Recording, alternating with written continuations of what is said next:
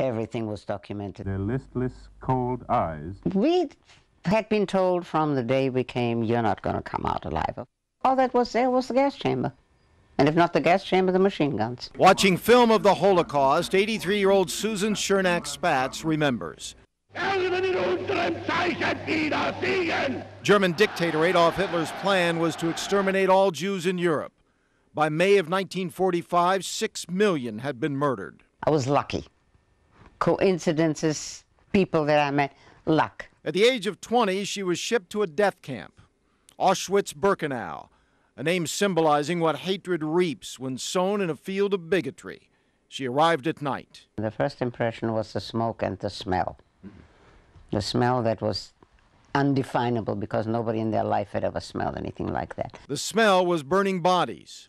The ovens at Auschwitz, like these, worked day and night, disposing of those who were gassed. A selection was a selecting out people to die or to live. It started that night. In her group of 500 women and children, over 400 were gassed immediately.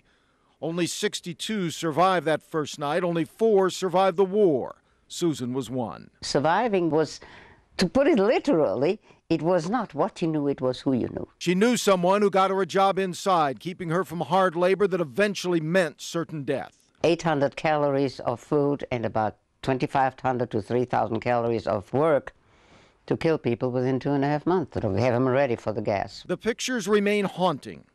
Walking skeletons with hollow eyes, but these are not the worst. We're not showing you the stacks of bodies, but look at this. Thousands of pairs of shoes, thousands of pairs of eyeglasses and teeth. Reminders of murder on a massive scale. People ask me, what were you thinking about? You weren't thinking. You had to stay alive, and staying alive was a full-time job. She looks through an album of memories, both good and bad. What else have I got? Yes, that's my mother and me. Her mother died in the gas chamber. The retired professor speaks and writes much of the Holocaust. Her book title, 34042, the tattoo she carries forever on her left arm. She speaks and writes for one reason. And having been lucky, you feel sort of an obligation to make sure that these millions who died such gruesome death don't die a second death by being forgotten.